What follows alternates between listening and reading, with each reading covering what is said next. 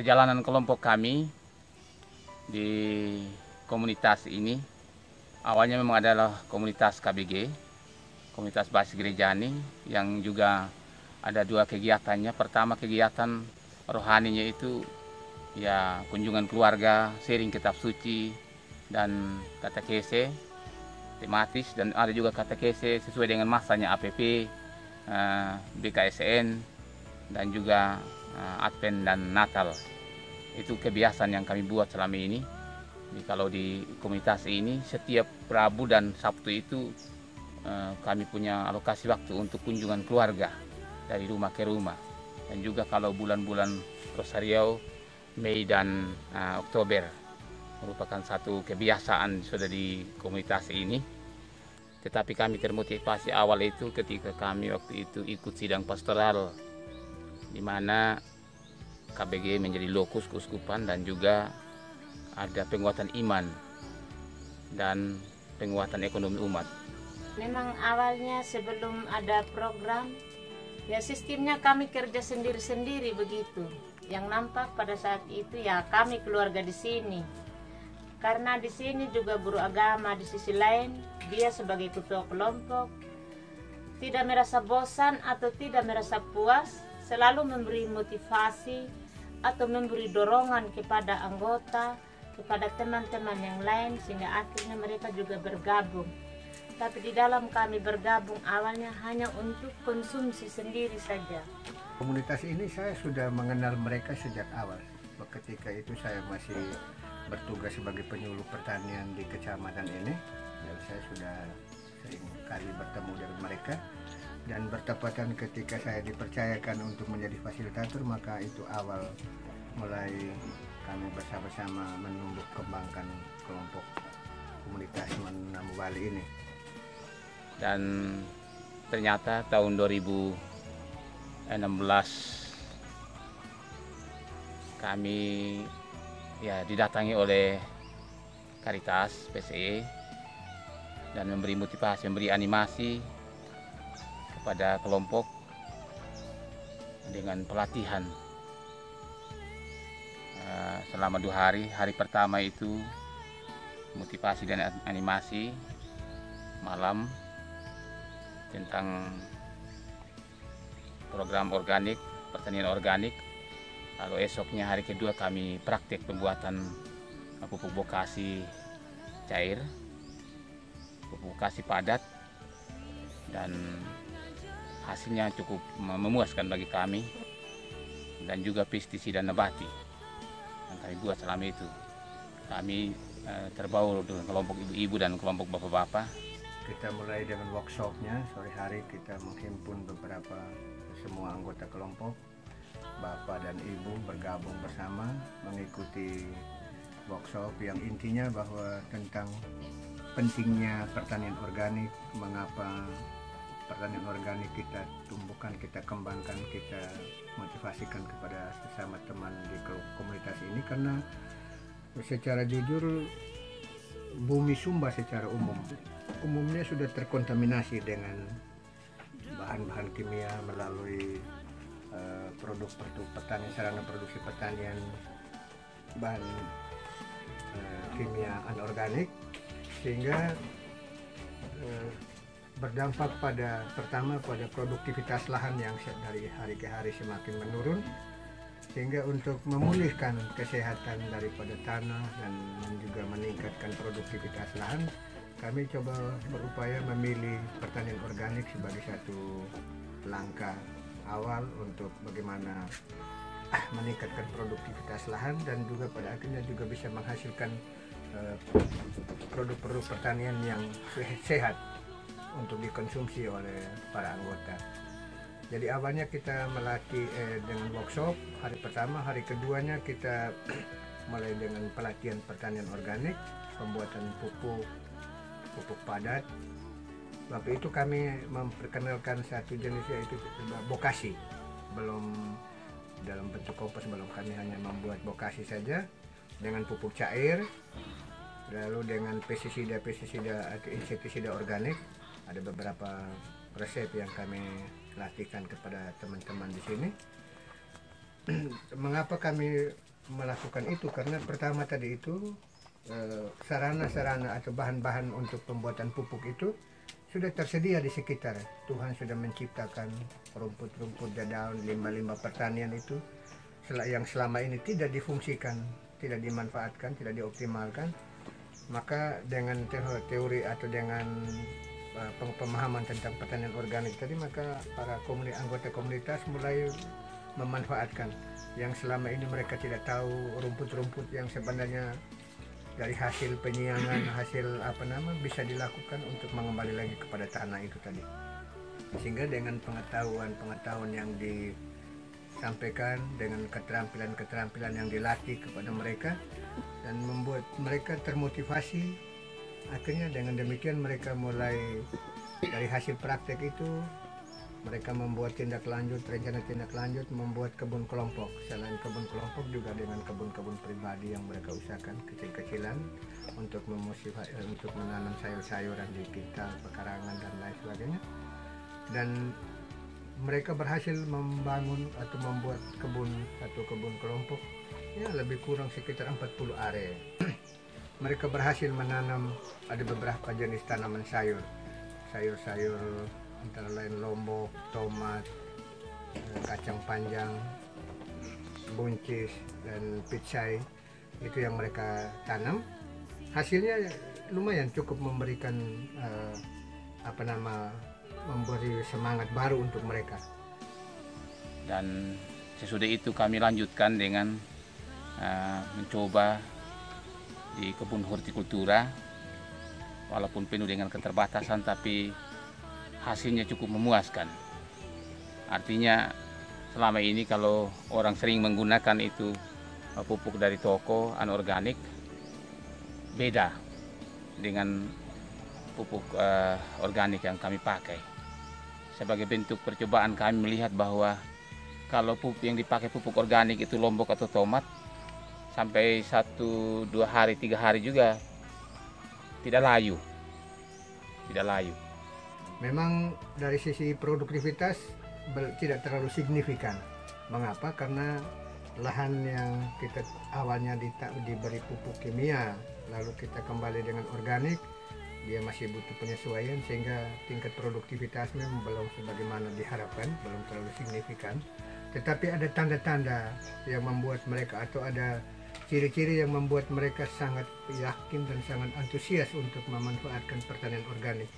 Yang pertama tadi itu, sebagaimana tadi Bapak John mengatakan bahwa dengan menggunakan pupuk kimia, kalau sudah tidak siram 1 jam atau 1 hari saja, tanaman sudah layu dan sudah mendekati layu permanen. Tapi begitu dikasih pupuk organik, maka 2-3 hari tidak disiram juga tetap segar.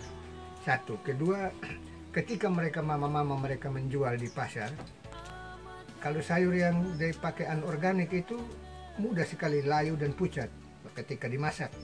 Tetapi begitu sayur organik kalau dijual, dia tetap segar dan perbedaannya sangat nyata. Ketika kalau dimasak, dia punya warna tetap segar, tetap memberikan penampilan aroma yang bagus. Apalagi dari segi cita rasanya.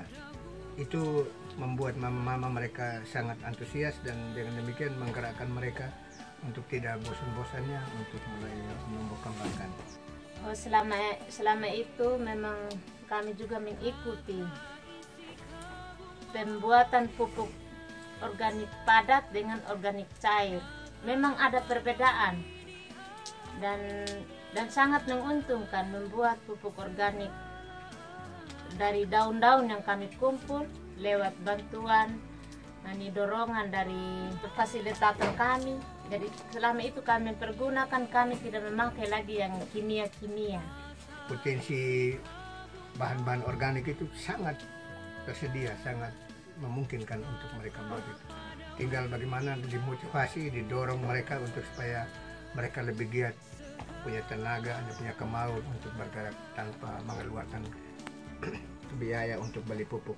Karena selama ini mereka juga untuk di sawah dan lain sebagainya mereka harus beli pupuk, beli pestisida, insektisida dan lain sebagainya.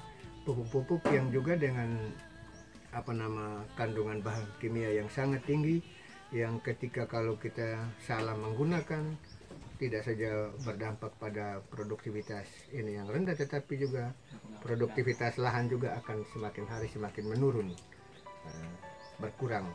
Itu dasarnya maka teman-teman di komunitas ini begitu bersemangat dan antusias untuk meningkatkan pola usaha dengan sistem pertanian organik tadi. Ya, sesudah kami mendapat perhatian atau dukungan dari Caritas PSE, ya kami punya lebih giat, punya semangat dalam hidup berkelompok dengan teman-teman yang lain. Selama ini memang kami sudah terapkan dan tetap kami akan lanjutkan untuk pertanian organik, khususnya di kebun hortikultura di lahan kami, dan kami sudah terhimpun beberapa anggota kelompok, ada bapak-bapak dan ada mama-mama. Selama ini kami sudah jalani, lalu harapan kami ke depan itu tetap kami melanjutkan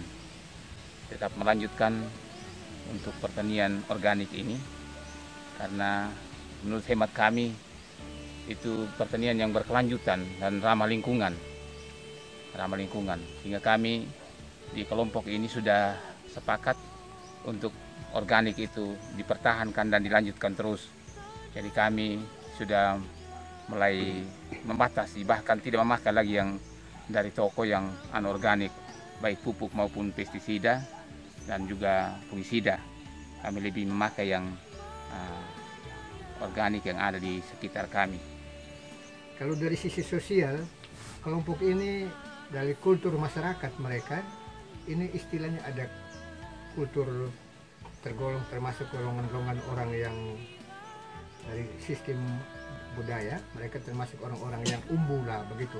Umbu dalam tanda kutip itu orang-orang yang punya tingkat ini status sosialnya agak tinggi, sehingga untuk bergerak atau untuk berusaha untuk langsung di kebun itu agak sedikit sulit, agak kurang. Tetapi mulai dengan memperkenalkan pertanian organik, tentang bagaimana bahaya kimia tentang tanah dan kesehatan manusia, maka mereka merasa terpanggil sebagai seorang tokoh budaya di sini, mereka untuk bisa memotivasi kepada yang lain bahwa oh ternyata kalau tanah kita rusak, tanah ini kan adalah bahan baku daripada kita manusia ini.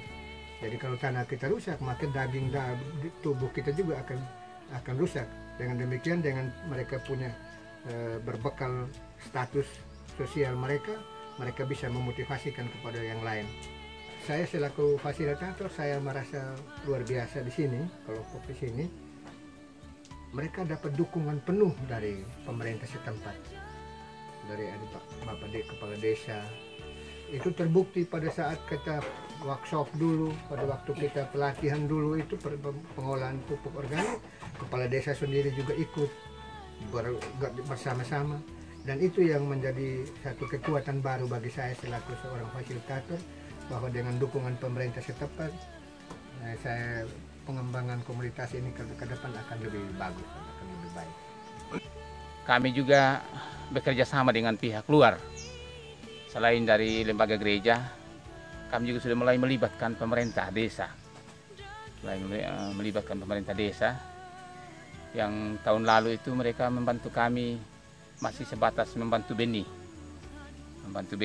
Mungkin ke depan juga kami akan berkoordinasi terus dengan mereka untuk membantu kami dalam hal-hal yang belum kami jangkau, termasuk pengadaan tarpal dan lain sebagainya untuk pembuatan pupuk bekasi.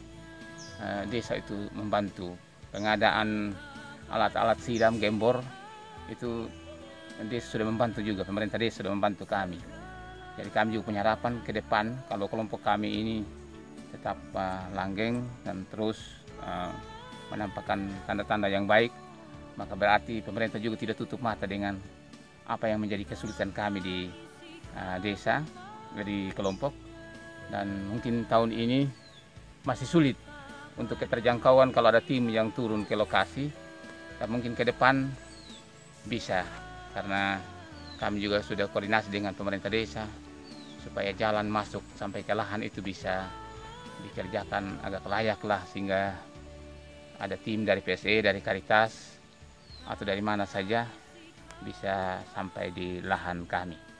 Awalnya kelompok ini berangkat dengan ke tingkat swadaya murni mereka, swadaya segala sesuatu itu mereka membangun dengan potensi kekuatan yang ada pada mereka sendiri, termasuk dalam usaha pemeliharaan tanaman, merawat tanaman sayur. Akhirnya mereka timba, itu mengolah lahan yang lebih kurang 40 are, lebih bahkan hampir ada sekitar ada sawah. Mereka harus menggunakan tenaga manual, memacul dan menggunakan korok garpu untuk membalik tanah. Lalu atas dasar keterbatasan kekurangan itulah mereka mencoba membuat satu permohonan dalam bentuk proposal kepada melalui Karitas PSE dan juga melalui komisi PSE di tingkat keuskupan. Pada akhirnya dari PSE kepada mereka diberi bantuan yang pertama untuk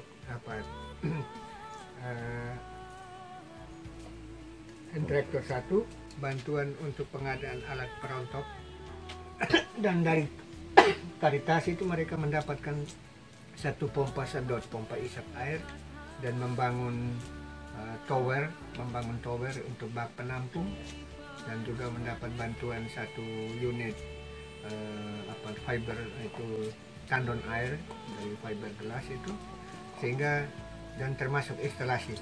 Hanya karena namanya kebutuhan ini cukup besar, lalu keswadayaan mereka juga ada.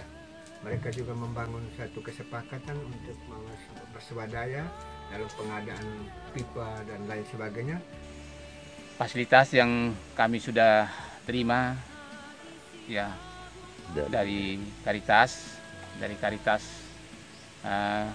Sekarang sudah ada mesin pompa air, sudah ada tower dan tandon atau fiber, dan sudah instalasi perpipaan untuk hortikultura itu. Jadi sudah ada beberapa titik untuk stop run, dan musim ini sudah selesai kerja di sawah, kami akan buka lebih banyak lagi. Kami akan buat beden dan akan menanam sayur, menanam tomat, menanam lombok dan beberapa jenis sayur lainnya. Itu harapan kami untuk memfungsikan menggunakan alat-alat yang dari Karitas. Sedangkan dari PSE kami juga sudah dibantu, dan sekarang sementara beroperasi sarana-sarana pertanian, ini khususnya hand tractor sudah beroperasi membantu kelompok. Kalau yang selama ini kami sering keterlambatan, mengalami kesulitan terus-menerus karena tidak adanya tenaga hewan lagi untuk bajak. Tetapi karena kami sudah dibantu oleh dari PSE mulai musim ini, tahun ini kami sudah terbantu, dan sekarang sementara beroperasi. Ada yang sudah tanam, ada yang belum tanam juga, khusus di sawah. Selain kebutuhan sehari-hari, kami juga dapat menjual hasilnya. Selain kami jual di pasar, anak-anak kami pulang dari sekolah masuk keliling dari rumah ke rumah menjual lombok, kacang panjang, dan sayur-sayur lainnya. Mereka pergi sekolah, guru-guru juga ada yang pesan, karena mereka tahu kelompok kami memakai ini pupuk organik yang kami buat sendiri. Berangkat dari posisi awal itu, ini anak-anak kan dari kultur masyarakat kan belum terbiasa dengan. Tapi dengan adanya motivasi dari kelompok, dari para orang tuanya, mereka mulai mendidik, melatih anak-anaknya untuk belajar, melatih bekerja dengan baik. Akhirnya pada waktu kerja, tidak saja waktu kerja di kebun, tetapi mulai membuat pupuk, anak-anak dilatih untuk bersama mencari rumput-rumput, daun-daun, dan akhirnya juga membantu orang tuanya, sampai pada menyiram sayur, menjual sayur.